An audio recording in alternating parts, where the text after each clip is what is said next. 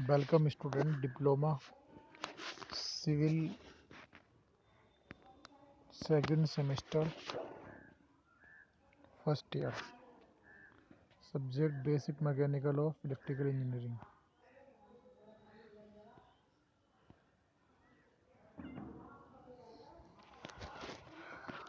तो स्टूडेंट हम जो बात कर रहे हैं ये हमारे पास सब्जेक्ट है basic mechanical and electrical engineering. तो ये हमें सिविल सेकंड सेमेस्टर में जो हम लोग हैं तो उनको ये इस सब्जेक्ट के बारे में पढ़ना है। तो पहला चैप्टर मैंने इसका आपको बताया था और आज बेसिक मैकेनिकल इंजीनियरिंग का ये एक हमारा सेकंड चैप्टर है। इसका नाम है ईंधन एवं दहन, फ्यूल एंड कंबस्टन। तो फ्यूल के बारे में हम पढ़ते हैं। आप सब जानते हैं कि ईंधन क्या होता है, यानी कि फ्यूल। तो फ्यूल के बारे में हमें पढ़ना है। ईंधन को इस प्रकार वह पदार्थ जिसका ऑक्सीजन की उपस्थिति में दहन करने पर ऊष्मा उत्पन्न होती है, यह ऊष्मा उत्पन्न करता है। अथवा ईंधन ऑक्सीजन से रासायनिक संयोग करके अपनी आंतरिक ऊर्जा को ऊष्मा ऊर्जा में बदल देता है। जो कार्बन, सबसे इम्पोर्टेंट बात तो यह है कि दहन का मतलब होता है किसी को जलाना। तो ऑक्सीजन की उपस्थिति में दहन करने पर ऊष्मा उत्पन्न होती है। तो अब ये फ्यूल क्या होते हैं कि जैसे हमारे पास पेट्रोल है, डीजल है, केरोसिन ऑयल है या लकड़ी है, कोयला है, सब क्या है, सब ये ईंधन है। तो ईंधन का मेन कारण क्या होता है कि जो कोई ऊष्मा उत्पन्न करता है ऑक्सीजन की उपस्थिति में। मैंने दूसरी भाषा में बोला यहाँ पे कि ईंधन ऑक्सीजन से रासायनिक संयोग करके अपनी आंतरिक ऊर्जा को ऊष्मा ऊर्जा में बदल देता है। ईंधन ऑक्सीजन से रासायनिक संयोग करके अपनी आंतरिक ऊर्जा को ऊष्मा ऊर्जा में बदल देता है। जो ईंधन कार्बन तथा हाइड्रोजन को मुख्य तत्व के रूप में रखते हैं उन्हें हाइड्रोकार्बन कहते हैं। जो ईंधन कार्बन और हाइड्रोजन को मुख्य तत्व के रूप में रखते हैं उन्हें हाइड्रोकार्बन ईंधन कहते हैं। वैसे इनके अतिरिक्त ठोस अथवा द्रव ईंधनों में कुछ मात्रा सल्फर की भी होती है। ईंधन को सामान्यतः शक्ति उत्पादन में यूज़ करते हैं। तो क्लासिफिकेशन ऑफ फ्यूल्स, ईंधन। तो ईंधन हमारे कई प्रकार के होते हैं। एक होते हैं नेचुरल फ्यूल, एक होते हैं आर्टिफिशियल। तो फ्यूल यानी कि नेचुरल, तो ईंधन दो प्रकार के होते हैं, नेचुरल और आर्टिफिशियल। नेचुरल क्या होते हैं, जो प्राकृतिक की जो देन से हमें ईंधन मिलता है, और आर्टिफिशियल जो होते हैं जो हम अपने द्वारा बनाते हैं। तो नेचुरल में सॉलिड, लिक्विड और गैसेस। सॉलिड में लकड़ी है, लकड़ी जैसे हमारा कोई पेड़ पौधे हैं, तो पेड़ पौधों का ही रूप हमारा क्या होता है, ये ईंधन का होता है। जब हम उसको जलाते हैं, कोई भी लकड़ी सूख जाती है तो हम उसको जला सकते हैं। तो सॉलिड वुड, पीट, कोल। लिक्विड यानी कच्चा petroleum, crowd the petroleum. Gases, तेल खानों से प्राकृतिक गैसें। आर्टिफिशियल और प्रिपेरेड फ्यूल्स, सॉलिड, लिक्विड और गैसेस। सॉलिड फ्यूल्स ठोस ईंधन में तात्पर्य ईंधन की ठोस अवस्था से है। प्राकृतिक ठोस ईंधन लकड़ी, पीट, लिग्नाइट, बिटुमिन और एंथ्रेसाइट कोयले हैं। तथा कृत्रिम ईंधन चारकोल, कोल और पेरोजाइट कोल है। प्राकृतिक ठोस ईंधनों का वर्गीकरण निम्नलिखित है। नंबर 1, लकड़ी। जो लकड़ी है इसको हम क्या कहते हैं, वुड। भारत में घर का खाना बनाने के लिए बहुत ही मात्रा में यूज़ होती है और पेड़ पौधों से प्राप्त होती है। लकड़ी क्या है, एक नेचुरल फ्यूल है। इसका ऊष्मीय मान 10.8 mg प्रति किलोग्राम से लगभग 17.6 mg प्रति kg तक होता है।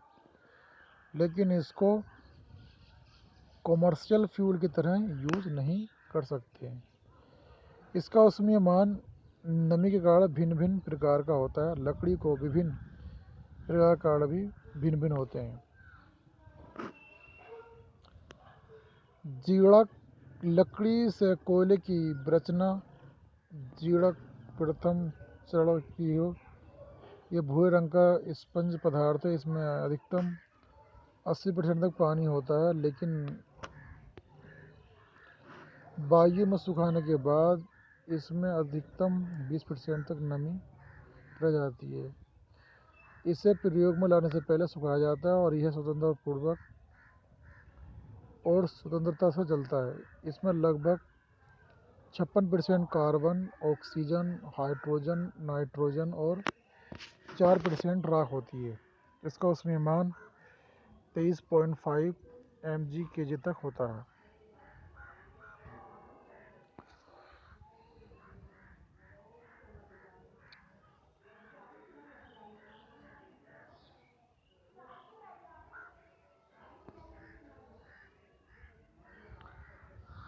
भूरा कोयला लिग्नाइट, यह कोयले को बदलने की द्वितीय स्थिति है और यह अधिकतम 40% तक नमी रखता है, लेकिन इसको वायु में सुखाने पर 10% तक नमी कम की जा सकती है। यह रंग में ब्राउन होता है और यह फ्लेक्सिबल वुड स्ट्रक्चर रखता है, इसलिए इसे भूरा कोयला भी कहते हैं। बिटुमिन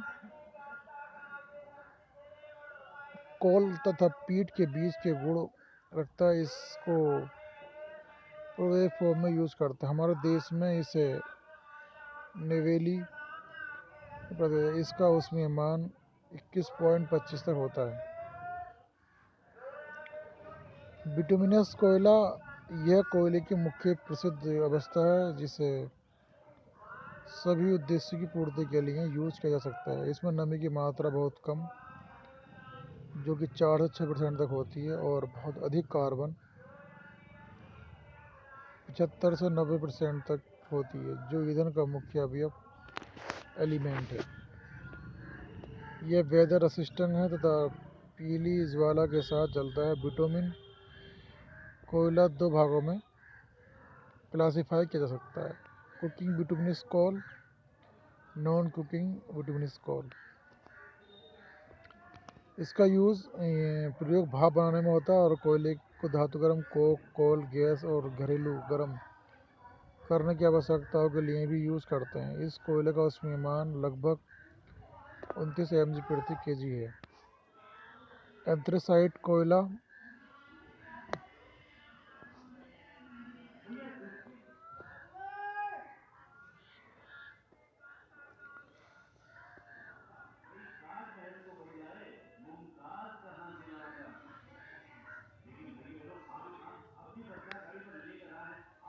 ये पूरी तरह से धुआं रहित है और तीव्र छोटी ज्वाला बनाता है। इसके अतिरिक्त उचित तापमान पर जलाया जाता है और ये जलते समय न तो फूलता है और न ही गर्म पड़ता है। यह कठोर तथा चमकीले रंग का होता है। इसका चूड़ीकरण कठिन और अधिकतम लागत वाला है। इसका उसमें मान 28 mg/kg होता है। कृत्रिम यानी कि आर्टिफिशियल ठोस ईंधन, लकड़ी कोयला, यह लगभग 280 डिग्री सेंटीग्रेड तापमान पर वायु की अनुपस्थिति में लकड़ी को गर्म करके बनाया जाता है। यह लगभग 80 से 90% तक कार्बन रखता है और यह अच्छा कृत्रिम ईंधन है। इसे धातुकर्म प्रक्रिया में खाना पकाने में, गर्म करने में यूज किया जाता है। इसके अंदर गंधक नहीं होता। बाहर रूप में लकड़ी से लगभग 25% चारकोल प्राप्त होता है। कोक, इसको बिटुमिन कोयले से एक बंद कक्ष में वायु की अनुपस्थिति में 15 से 18 घंटे लगातार 500 से 700 डिग्री सेंटीग्रेड तापमान पर गर्म करके बनाया जाता है। यह संरचना में बहुत कठोर होता है और यह रंग हल्का स्लेटी या भूरा कालापन लिए होता है। यह नमी युक्त नहीं होता और यह धुआं रहित होता है। यह 85 से 95% तक कार्बन रखता है और यह मुख्य गैस पतन प्लांट द ब्लास्टर फर्नेस भट्टी में यूज किया जाता है। यह छोटी ज्वाला में इसका उसमें लगभग 27 से 30 mg के तक होता है। ब्रिकेट कोयला, यह कोयले को मजबूत पिंड ईंधन में परिवर्तित करने से प्राप्त होता है। यह क्रिया में दबाव बल से चिपकने वाले पदार्थ के बिना की जाती है। बंधक पदार्थ कोलतार, कच्चा तेल, चूना आदि होते हैं। ब्रिकेट बनाकर कोयले का प्रयोग करने से मुख्य लाभ यह है कि इसको आसानी से बॉयलर में भेजा जा सकता है, जिससे इसकी दक्षता भी बढ़ती है। ट्रांसपोर्टेशन में सुविधा होती है और ब्रिकेटों की माप के सही होने के कारण भट्टी में वायु प्रवाह सरल होता है, दहन सरल होता है, भट्टी में डालना सरल होता है और ईंधन का उसमें बढ़ जाता है।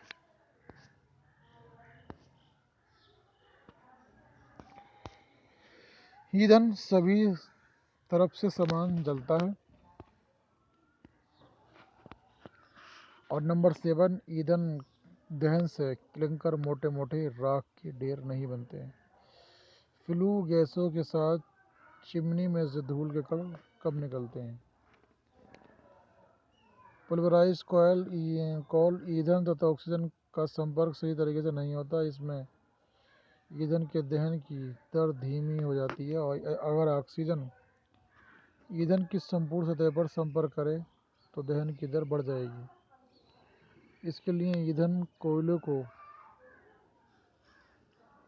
पहले ईंधन को सुखाया जाता है और उसके बाद चूड़ मिलों की सहायता से चूड़ित किया जाता है। ये वह वायु के साथ मिश्रित समान रूप से हो जाता है और अधिक दक्षता से चलता है। अधिकतर शक्ति संयंत्रों कोयले की संरचना, कंपोजिशन ऑफ द कोल, कोयले की संरचना क्या होती है। प्रत्यक्ष विश्लेषण, प्रोक्सीमेट एनालिसिस, इसके अंतर्गत हम नमी, उड़नशील पदार्थ, राख और कार्बन की संरचना प्राप्त करते हैं और यह कोयले की एनालिसिस से हमको एक मुख्य महत्वपूर्ण जानकारी कोयले के प्रयोग विषय पर मिलती है। परसेंटेज मॉइस्चर, वाष्पशील पदार्थ, राख, निश्चित स्थिर कार्बन।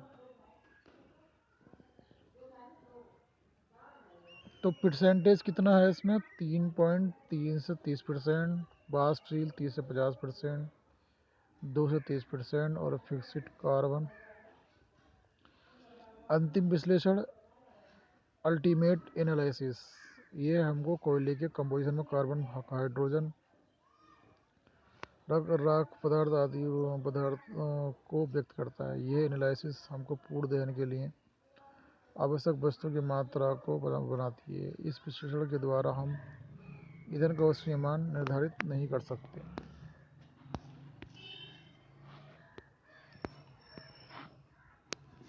लिक्विड फ्यूल यानी कि लिक्विड के द्रव्य अवस्था फ्यूल लगभग सभी कॉमर्शियल द्रव ईंधन प्राकृतिक कच्चे पेट्रोलियम तेल से ही प्राप्त किए जाते हैं। अब जैसे हमारी मोटर कार है या हमारे पास मोटर बाइक है तो इसमें लिक्विड फॉर्म में ही हम फ्यूल को यूज़ करते हैं। जैसे कच्चे पेट्रोलियम तेल से ही प्राप्त किया जाता है। कच्चा तेल 83 से 87% कार्बन और 10 से 14% हाइड्रोजन तथा बहुत कम मात्रा में सल्फर, नाइट्रोजन, ऑक्सीजन तथा धातु पदार्थ रखता है। उपयोगी ईंधन को कच्चे तेल के डिस्टिलेशन प्रक्रम से प्राप्त किया जाता है और तेल बहुत से रंगों में प्राप्त होता है। ये हल्के पीले रंग से गहरे काले रंग के उपलब्ध होते हैं और अधिक तथा कम श्यानता का भी प्राप्त होता है। प्रॉपर्टीज, मुख्य रूप से इसके लक्षण श्यानता यानी कि अच्छी प्रवाह के लिए, फ्लैश बिंदु उसमें मान अधिक उसमें देने के लिए, सल्फर की मात्रा कम प्रदूषण के लिए। लेकिन जो ईंधन के रूप में यूज किया जाए वह निम्नलिखित गुण होते हैं। इसका उसमें मान अधिक होना चाहिए। जो हम फ्यूल यूज़ करते हैं लिक्विड के फॉर्म में तो इसका उसमें मान अधिक होना चाहिए। नंबर 2,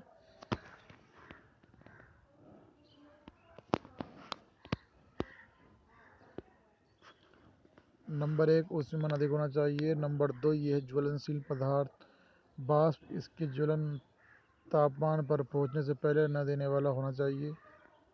और नंबर 3 अधिक श्यानता वाला नहीं होना चाहिए। और नंबर 4 यह जल तथा अन्य ठोस अशुद्धियों से मुक्त होना चाहिए।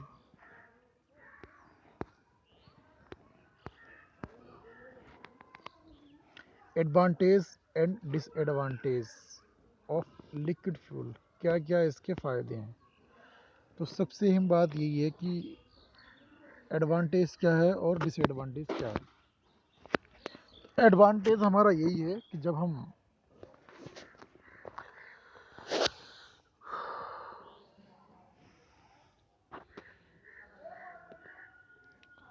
नंबर 1 एडवांटेज पूर्ण दहन के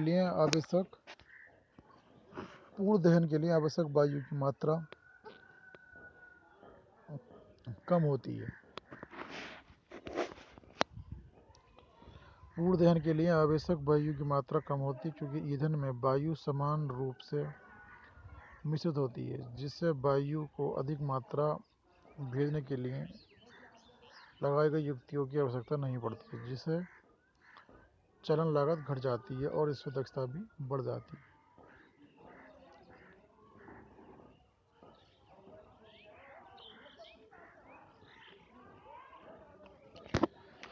तो फर्स्ट नंबर पर कहा है इसने पूर्ण दहन के लिए आवश्यक वायु की मात्रा कम होती है क्योंकि ईंधन में वायु समान रूप से मिश्रित होती है और जिससे वायु को अधिक मात्रा भेजने के लिए लगाई गई युक्तियों की आवश्यकता नहीं पड़ती।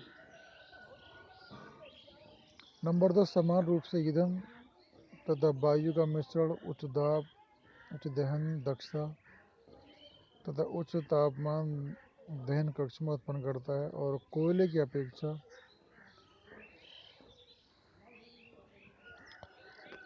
अपेक्षा इसका स्टोरेज और हैंडलिंग सरल है।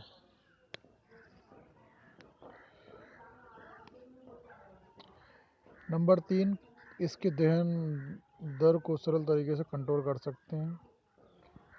द्रव ईंधन को जलाने के बाद गर्म राख को डिस्पोजल करने की आवश्यकता नहीं होती, जबकि कोयले के लिए यह बड़ी समस्या है। द्रव ईंधन का रखरखाव लागत कम होती है।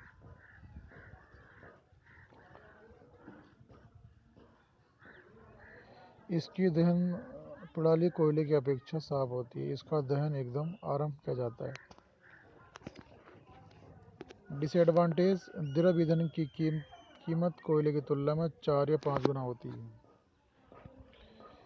द्रव ईंधन की कीमत कोयले की तुलना में 4 या 5 गुना होती है। इसके स्टोरेज के लिए विशेष अरेंजमेंट करना पड़ता है और इसका यूज इसकी प्रदेश या देश पर निर्भर करता है। इसके स्थानांतरण तथा भंडारण के दौरान खतरा रहता है।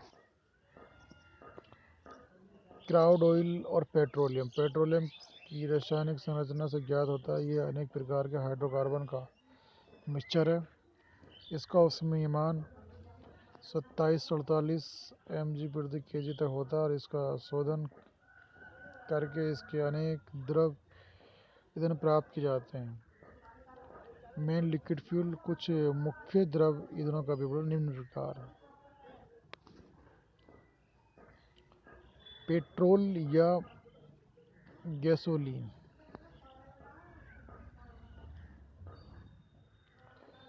यह पेट्रोलियम के प्रभाजी आसवन और अवदलन या क्रैकिंग द्वारा प्राप्त किया जाता है।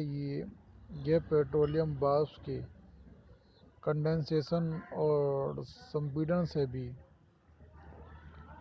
प्राप्त होता है, जिसे प्राकृतिक या नेचुरल पेट्रोल कहते हैं। इसके अतिरिक्त कोयले में पेट्रोल प्राप्त किया जाता है। पेट्रोल का शोधन करने के से पहले यूज में लाया जाता है। क्रैकिंग द्वारा पेट्रोल का क्रिया H2SO4 से करके इसको उपस्थित गंधक और हाइड्रोकार्बन अलग कर लिया जाता है।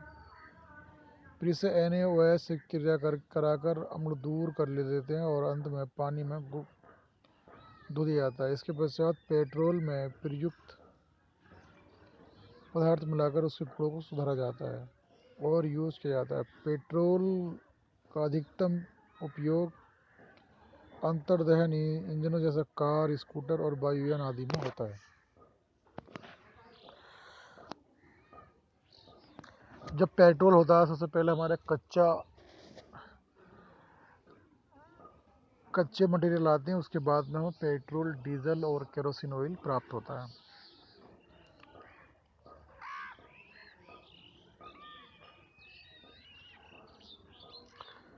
असंशोधित पेट्रोल में पैराफिन, नेपथीन और एरोमेटिक हाइड्रोकार्बन का मिश्रण होता है और सामान्यतः पेट्रोल साफ तथा हल्के पीले रंग का उड़नशील द्रव पदार्थ है। तो पेट्रोल जो है, जैसा हम भरवाते हैं तो ऐसा लगता है जैसे उड़ सा रहा है, तो ये उड़नशील पदार्थ है। द्रव ईंधन है, इसको अत्यधिक ज्वलनशील होता है और इसमें लगभग 85% कार्बन और 15% हाइड्रोजन होता है। इसका गलनांक 40 डिग्री सेंटीग्रेड से 200 डिग्री सेंटीग्रेड तक होता है और अपेक्षित गुरुत्व लगभग 0.73 होता है। पेट्रोल का ऊष्मीयमान 42 से 44 mg/kg तक होता है। डीजल ऑयल, यह डीजल इंजन में यूज होने वाला द्रव ईंधन है। यह एक सस्ता तेल ईंधन है।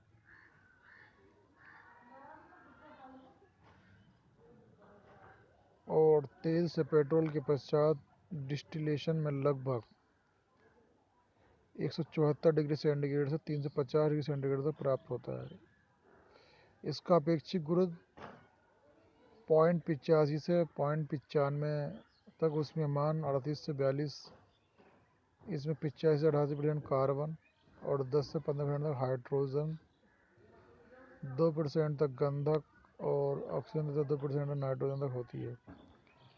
गंधक की मात्रा के आधार पर ये हल्के डीजल तेल, मध्यम डीजल तेल तथा इनमें क्रमशः लगभग 0.05, 0.2 और 0.4% गंधक होती है। इसका यूज़ भारी अंतर्दहन इंजनों में ईंधन के रूप में किया जाता है।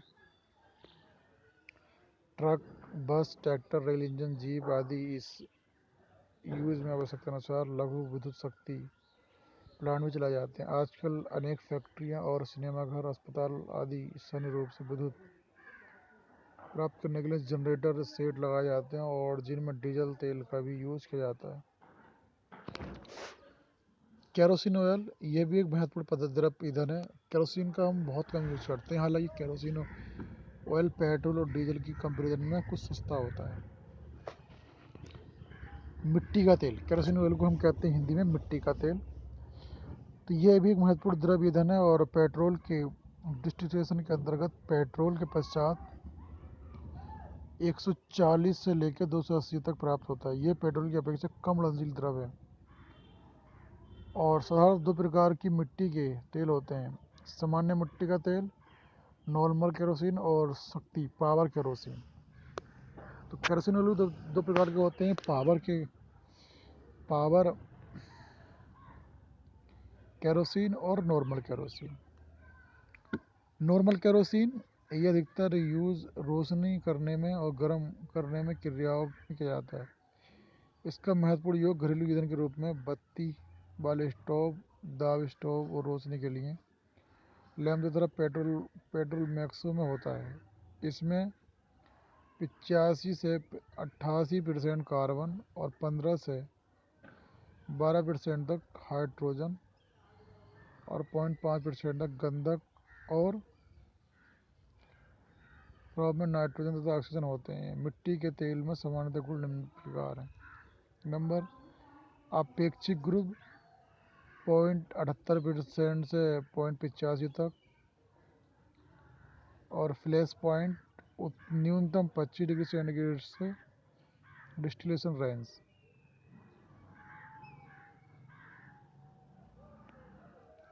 पावर केरोसिन,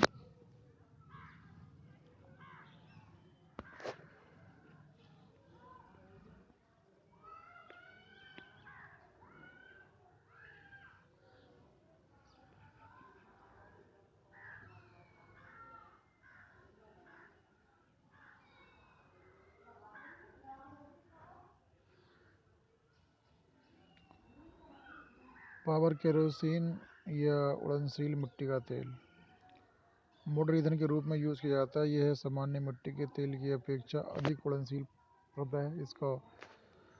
इसका ऑक्टेन नंबर भी अधिक होता है। इसको डिजिटल रेंज 260 होता है और इसका गलनांक 93 डिग्री सेंटीग्रेड होता है। आधुनिक समय में इसका यूज़ एविएशन फ्यूल के रूप में जेट इंजनों में भी होता है, क्योंकि इसका उसमें और दहन तापमान अधिक होता है। गैस ऑयल पेट्रोलियम के डिस्टिलेशन के अंतर्गत यह मिट्टी के तेल और हल्के स्नेहक तेल के बीच प्राप्त होता है। प्रारंभ में इसका यूज रोशनी के लिए गैस बनाने में किया जाता था। इसी के आधार पर इसका नाम पड़ा।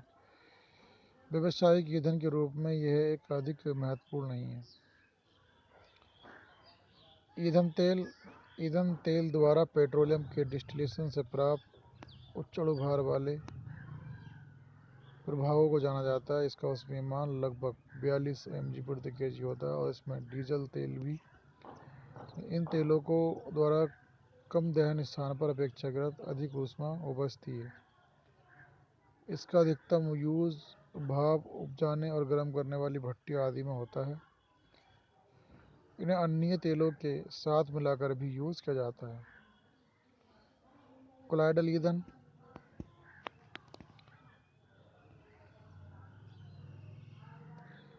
ये ईंधन तेलों में पाउडर किए गए कोयले का मिश्रण है। इस ईंधन में स्थिरता लाने के लिए सोडियम स्टीरेट जैसे पायस पदार्थ भी मिलाए जाते हैं।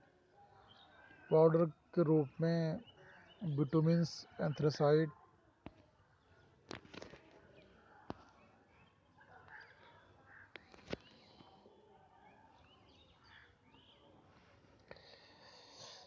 अल्कोहल के रूप में प्रमुख द्रव्य ईंधन एथेनॉल या इथाइल अल्कोहल है और इसे ग्रेग अल्कोहल या पावर अल्कोहल के नाम से भी जाना जाता है। भारत में इसका निर्माण शीरे के फर्मेंटेशन द्वारा किया जाता है और कई बार डिस्टिलेशन से इसकी प्राप्ति लगभग 57.6% तक हो जाती है। इसका उसमें लगभग 29 mg प्रति kg होता है और इसी कारण यह अंतर्दहन इंजनों के लिए उपयुक्त ईंधन है। इसका यूज़ के लिए अल्कोहल से नमी दूर कर ली जाती है और इसका अपेक्षित घन गुरुत्व 0.794 होता है। नमी दूर करने के लिए इसका डिस्टिलेशन बेंजीन के साथ किया जाता है और इस अल्कोहल को पेट्रोल के साथ मिलाकर एक अच्छा ईंधन प्राप्त होता है। इथाइल अल्कोहल के अतिरिक्त अन्य उपयोगी अल्कोहल मिथाइल अल्कोहल या मिथेनॉल, आइसोप्रोपाइल अल्कोहल, इनका उसमें इथाइल अल्कोहल की अपेक्षा कम होता है। कोल तार कोयले से कोक बनाने की क्रिया या कार्बोनाइजेशन में कोलतार एक काले रंग का गाढ़ा द्रव और गौण उत्पाद के रूप में यूज होता है। इसका अपेक्षित गुरुत्व 0.95 से 1.25 तक होता है। इसका उसमें 40 mg प्रति kg तक होता है। इसमें कार्बन 84 से 91% तक और हाइड्रोजन 65-9% तक, ऑक्सीजन 207% तक और गंधक 0.5% तक होते हैं। इसे पहले से गर्म करके उन्हीं उपकरणों में ईंधन के रूप में यूज किया जाता है, जो कि ईंधन तेलों के लिए उपयुक्त हैं। गैसीय ईंधन गैसेस फ्यूल जब ईंधन गैसीय अवस्था में हो तो गैसीय ईंधन कहलाते हैं। जब ईंधन गैसीय अवस्था में हो तो गैसीय ईंधन कहलाते हैं और इसका प्राय प्राकृतिक गैस और कृत्रिम गैस में विभाजित किया जाता है। प्राकृतिक गैस प्रोपेन और ब्यूटेन आदि हैं और प्राकृतिक गैस को पेट्रोलियम के साथ पृथ्वी के अंदर से प्राप्त किया जाता है। इसमें 85% मीथेन तो कुछ मात्रा हाइड्रोजन और कुछ मात्रा अन्य हाइड्रोकार्बन की होती है। इथेन और एथिलीन कोल गैस अभिमान भट्टी प्रोड्यूसर गैस और जल गैस को कृत्रिम ईंधन की सारणी में सम्मिलित किया जाता है, जबकि कुछ ईंधनों को विशेष बनाया जाता है क्योंकि यह विशेष की मांग के अनुसार होता है। Advantage of gaseous fuel in comparison in the liquid of the solid fuel. ठोस तथा द्रव की अपेक्षा गैस ईंधन के लाभ।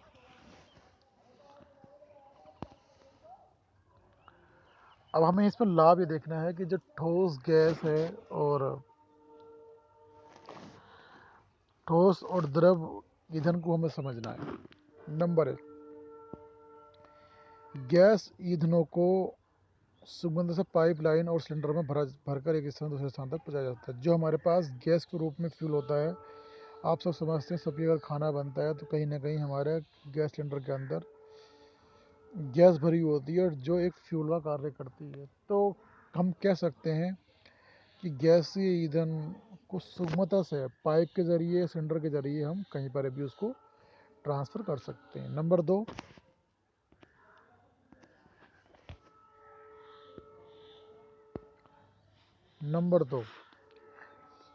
गैस ईंधन को न्यूनतम उपकरणों की सहायता और सरलता से दक्षतापूर्वक जलाया जा सकता है। जलाने के पश्चात गैस ईंधन राख, कालिख आदि नहीं छोड़ते और दहन या अपूर्ण दहन के फलस्वरूप इसमें से धूल के कण भी नहीं निकलते हैं, जिससे वातावरण दूषित नहीं होता है।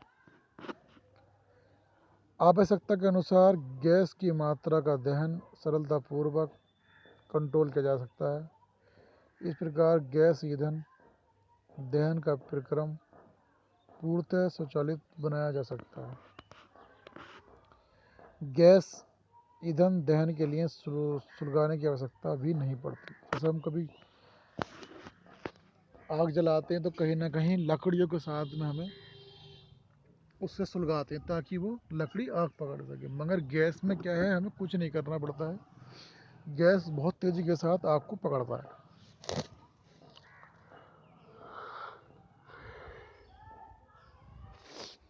गैस ईंधन दहन के लिए सुलगाने की आवश्यकता भी नहीं पड़ती है और दहन के अंतर्गत कालिख, राख और धूल के कण न होने का से उपकरण आदि साफ रहते हैं। उनके रख रखाव से कम लागत आती है। इनके दहन के लिए न्यूनतम अतिरिक्त वायु की आवश्यकता होती है। अगर एक स्थान से सभी उपभोक्ताओं को इस ईंधन का वितरण किया जाए तो इसके स्टोरेज की भी आवश्यकता नहीं होती।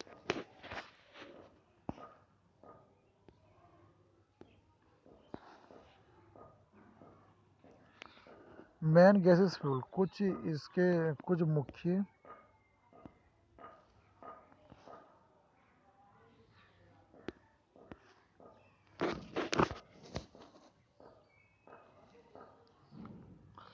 कुछ मुख्य प्राकृतिक तथा कृत्रिम गैस ईंधन निम्नलिखित हैं। प्राकृतिक गैस स्वतंत्र रूप से प्राकृतिक स्रोतों से प्राप्त होते हैं, उसी रूप से यूज किए जाते हैं। प्राकृतिक में इस गैस का निर्माण भी उन्हीं परिस्थितियों तथा कारणों द्वारा जिससे कि पेट्रोलियम बना। पृथ्वी के अंदर ये गैस स्वतंत्र रूप से रंध्राम्य स्थानों में सामान्यतः 30 से 200 वायुमंडल दाब पर एकत्र है और इसके पृथ्वी के अंदर से 3 से 4 किलोमीटर गहरे कुएं खोदकर पाइपलाइन द्वारा निकाला जाता है।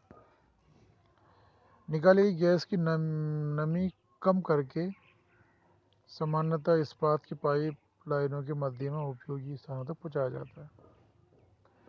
नेचुरल गैस पेट्रोलियम कुएं से भी पेट्रोलियम के साथ निकलती है और यह तेल गैस के में जानी जाती है। इस प्रकार प्राप्त गैस को सिलेंडर में भरकर और शोषित करके यूज में लाया जाता है। खानों से कोयला निकालने के अंतर्गत ये भी गैसें निकलती हैं जो व्यर्थ वायुमंडल में चली जाती हैं। नेचुरल गैसों में 80% से 97% तक मीथेन या मार्स गैस। अधिकतम 16% तक ईथेन तथा थोड़ी मात्रा में नेफ्थीन, कार्बन मोनोऑक्साइड, हाइड्रोजन सल्फाइड तथा नाइट्रोजन होते हैं।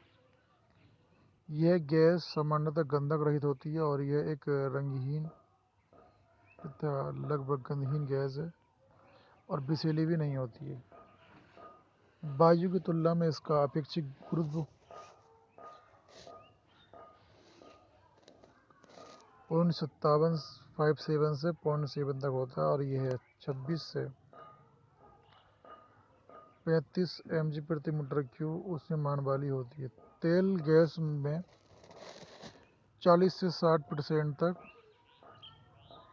मीथेन तथा पर्याप्त मात्रा में भारी हाइड्रोकार्बन जैसे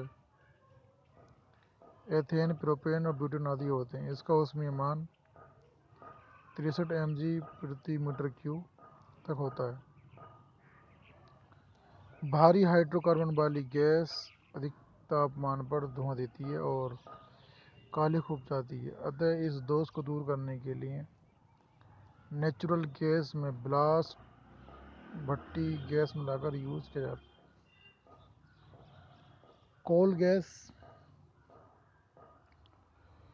यह सामान्य बिटुमेन कोयले के डिस्ट्रक्टिव डिस्टिलेशन द्वारा प्राप्त होने वाली गैस है। इसकी संरचना में H2CO2 CO CH4 तथा N2 सम्मिलित है। इसका ऊष्मायन 20 से 25 mg प्रति मीटर क्यूब तक होता है और इसको टाउन गैस के नाम से भी जाना जाता है। इसका यूज ज़्यादातर पश्चिमी देशों में किया जाता है। यह गैस ब्लास्ट भट्टी से एक गौण उत्पाद है और यह गैस बहुत अधिक मात्रा में धूल के चिक्कड़ रखती है और इसके यूज में लाने से पहले डस्ट कैंचर्स में गुजरना आवश्यक है। इस गैस की सामान्य अवयव 28% कार्बन मोनोऑक्साइड, 11% CO2, 58%, N2 28%। इस गैस का प्रयोग स्टील कार्यों में भाप उत्पादन और गैस इंजन में किया जाता है। इसका ऊष्मायन 4 से 5 mg प्रति मीटर क्यूब तक होता है। प्रोड्यूसर गैस इसे कोयले के आंशिक दहन से प्राप्त किया जाता है। इसमें 14 से 28% तक CO कोबाल्ट, 0 से 18% तक H2 और 0.2 से 2.3 तक CH4, 5 से 12% तक CO2 और 45 से 60% तक N2 होती है। इसका मुख्य यूज औद्योगिक भट्टियों में और शक्ति उत्पादन के उद्देश्य में किया जाता है। इसका ऊष्मायन लगभग 5 से 6.5 mg प्रति मीटर स्क्वायर तक होता है। वाटर गैस यानी कि जल गैस, इस गैस को कोयले के ऊपर भाप का प्रवाह करने से प्राप्त किया जाता है।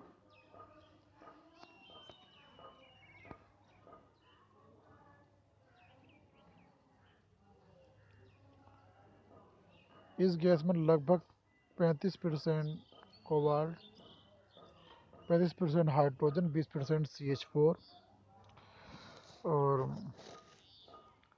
अन्य का 10% है। इसका ऊष्मायन 10 से 20 mg मीटर क्यूब तक होता है और इसका प्रसिद्ध नाम ब्लू वाटर गैस भी है क्योंकि यह नीली ज्वाला के साथ जलती है। मॉन्ट गैस, इसका उत्पादन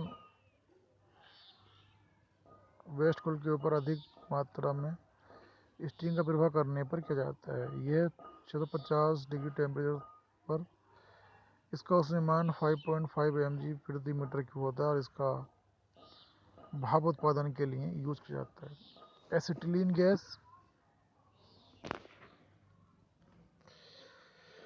इंजीनियरिंग दृष्टि से यह एक उपयोगी गैस ईंधन है और इसका निर्माण एसिटिलीन जनरेटर में किया जाता है और जनरेटर में कैल्शियम कार्बन डाइऑक्साइड तथा H2O की प्रक्रिया में यह गैस बनाई जाती है। यह गैस ईथर की तरह फिर ये गंध वाली तथा गंध रहीन होती है और हवा में जलने पर यह तीव्र ज्वाला से जलती है।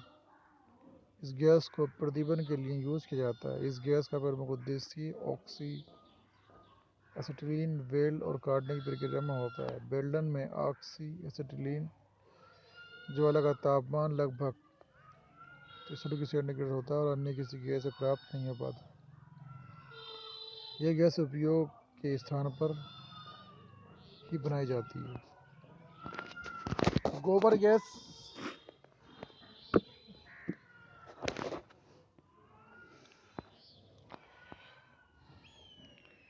गोबर से प्राप्त करने के लिए गोबर गैस संयंत्र का यूज किया जाता है और इस संयंत्र में गोबर और पानी को 4:5 के अनुपात में डाला जाता है। इसमें गैस पल्प के रूप में निकलती है जो गोबर होल्डर में इकट्ठी पशुओं के चारे के होती रहती है। इस गैस का दाब 150 mm तक पानी के स्तंभ के समतुल्य होता है। गोबर के साथ मानव मलमूत्र, घास फूस तथा पशुओं के चारे में बारीक टुकड़े भी डाले जाते हैं। गोबर गैस से लगभग 55% मीथेन और 45% कार्बन डाइऑक्साइड गैस होती है। गोबर गैस का ऊष्मीयमान लगभग 19 मिलीग्राम प्रति मीटर क्यूब होता है।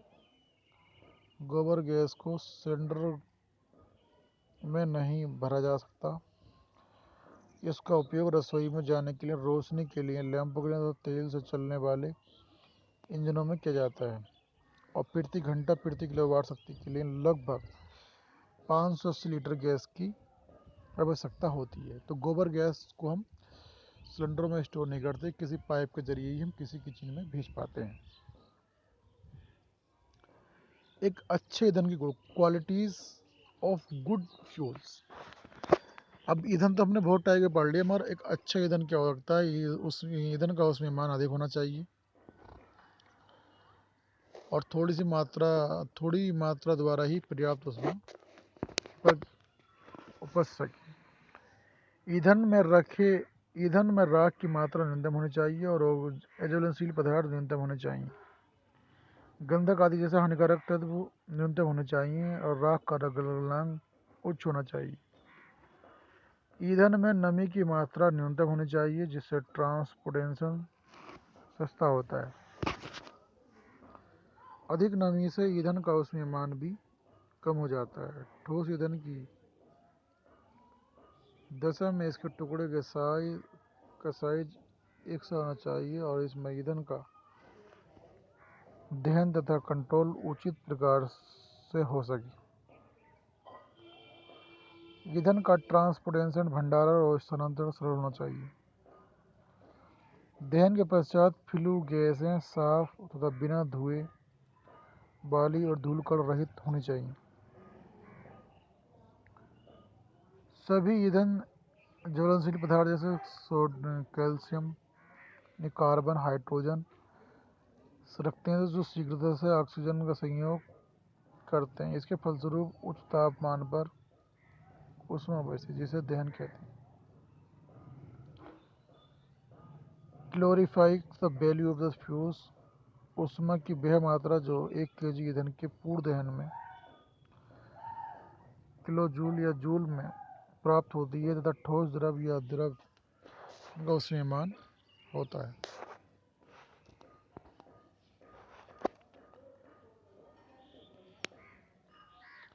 ईंधन का ऊष्मीयमान क्या है? ईंधन का ऊष्मीयमान और इसके बाद में हमारा आता है जी सल्फर का दहन किस तरीके से होता है, मीथेन का दहन, एसिटिलीन,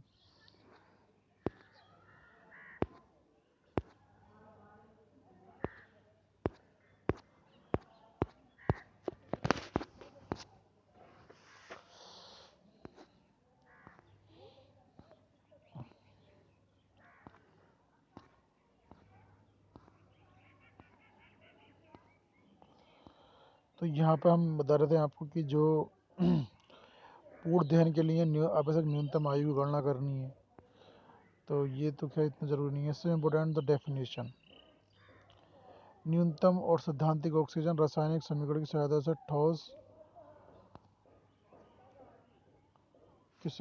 ठोस द्रव या गैस ईंधन की इकाई संयंत्र के पूर्ण दहन के लिए आवश्यक ऑक्सीजन की संगति न्यूनतम और सैद्धांतिक ऑक्सीजन कहलाती है।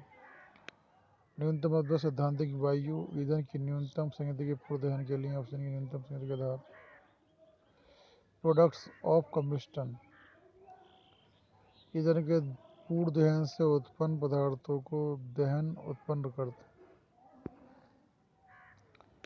फ्लू गैसें ईंधन दहन के फलस्वरूप उत्पन्न गैसें जो भट्टी के दहन कक्ष में उपस्थित हैं और चिमनी की ओर प्रवाहित होती हैं, फ्लू गैसें कहलाती हैं।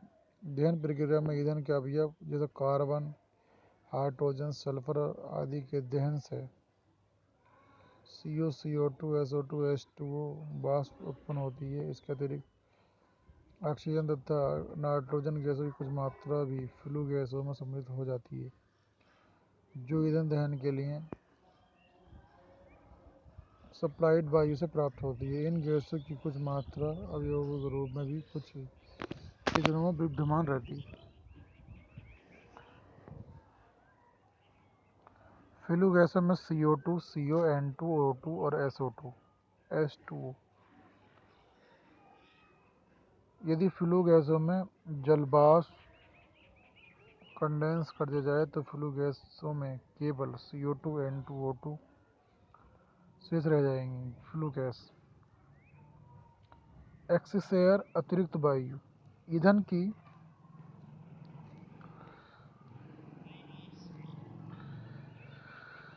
की प्रति इकाई मात्रा के पूर्ण दहन के लिए न्यूनतम आवश्यक वायु के अतिरिक्त प्रदत्त वायु की मात्रा को अतिरिक्त वायु कहते हैं। ईंधन दहन के लिए सैद्धांतिक रूप से ज्ञात की गई वायु की मात्रा इसके पूर्ण दहन के लिए पर्याप्त नहीं होनी चाहिए, क्योंकि वायु का संपर्क ईंधन के कुछ भाग पर ही होता है और ईंधन का पूर्ण दहन नहीं हो पाता। ईंधन के पूर्ण दहन के लिए अतिरिक्त वायु प्रदत्त सप्लाई की जाती है।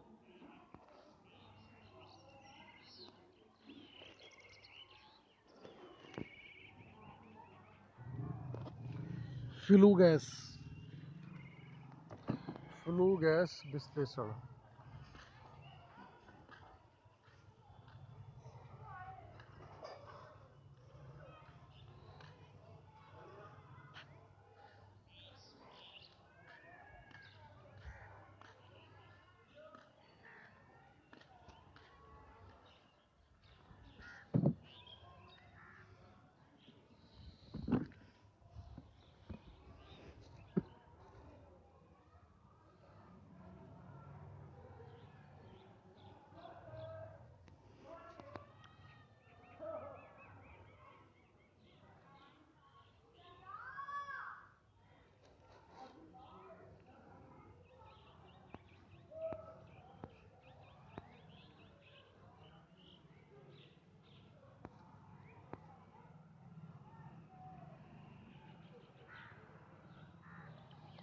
Anti knock agents,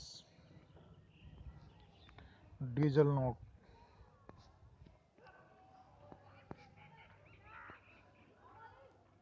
viscometer. अच्छा, यहाँ पर आता हमारे पास श्यानता।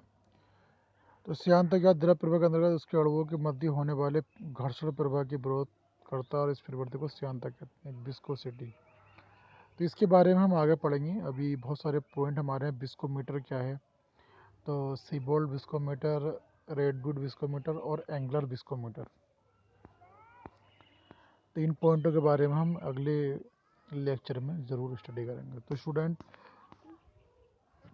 यह आपके फ्यूल का एक चैप्टर है जिसके बारे में मैंने आपको बताया। और फ्यूल में हमें जिस तरीके से फ्यूल दो तरीके का होता है, एक नेचुरल और एक आर्टिफिशियल। इसी तरीके से हमें फ्यूल के बारे में इसकी स्टडी करनी है। और फ्यूल क्या है, एक लिक्विड की फॉर्म में भी होता है और सॉलिड की फॉर्म में भी होता है। सबके हमने बारे में पढ़ा। और इस लेक्चर में इतना ही। बाकी हम नेक्स्ट लेक्चर में आपसे फिर किसी नए टॉपिक के साथ और अलग चलेंगे। Thank you class.